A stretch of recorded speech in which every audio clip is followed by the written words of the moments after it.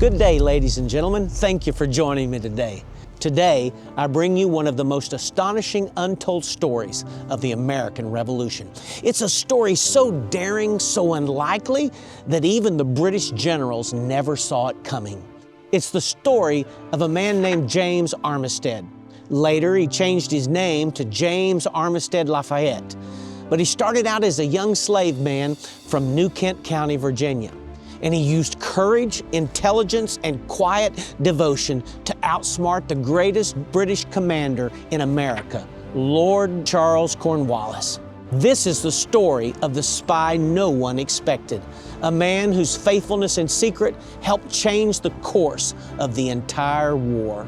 In the spring of 1781, Virginia trembled. Lord Cornwallis was sweeping through the state of Virginia like a storm, burning, seizing, destroying. The young Marquis de Lafayette, only 23 years old, was sent by Washington to stop him. But Lafayette was outnumbered, he was outgunned, and he was almost blind. He needed intelligence. Into his camp came a young enslaved man, James Armistead.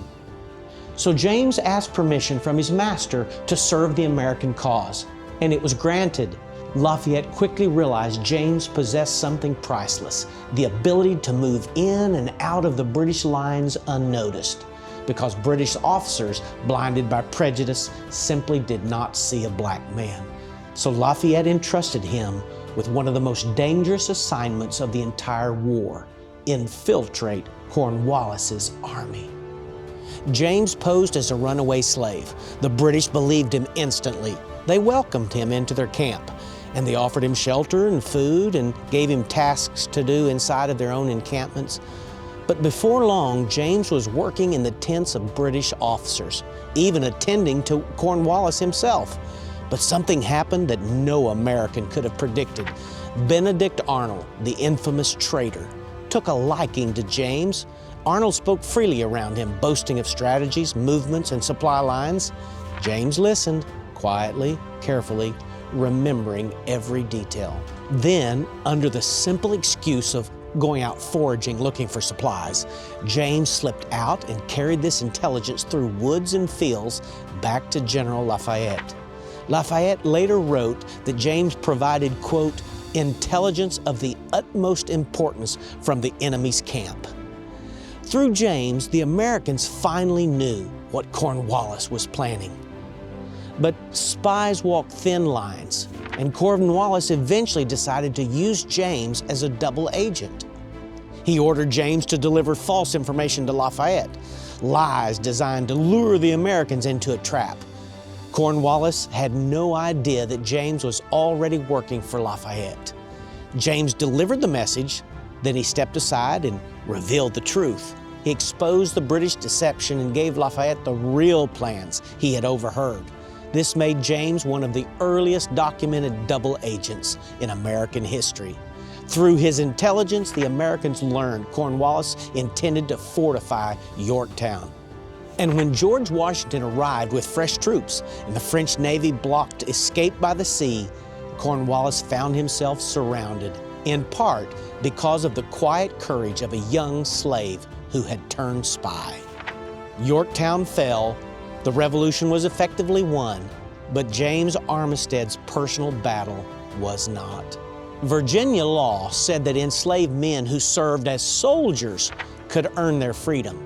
But James had served as a spy, not a soldier on the muster rolls. So even after helping win America's freedom, James went home still a slave. Lafayette was furious. He wrote directly to the Virginia legislature declaring James's service, quote, essential to the triumph at Yorktown. Finally, in 1787, 4 long years after the war ended, James Armistead was granted his liberty.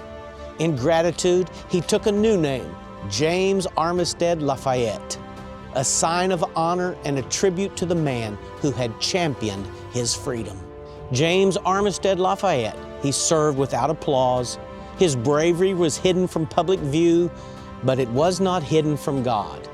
Jesus said in Matthew chapter 6, verse 4, And thy Father which seeth in secret, himself shall reward thee openly. James lived this principle. He risked his life in secret service, choosing obedience over recognition. And like Joseph in Egypt, a man once enslaved, later honored, James too was lifted from bondage to freedom. His life reminds us that God sees what the world ignores, God knows what others overlook, and God rewards faithfulness done in secret. James Armistead Lafayette died in 1830.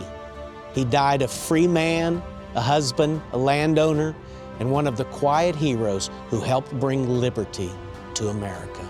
So as you walk through Colonial Williamsburg, remember the unseen heroes, the overlooked, the forgotten, those who never fired a musket, yet they secured great victories.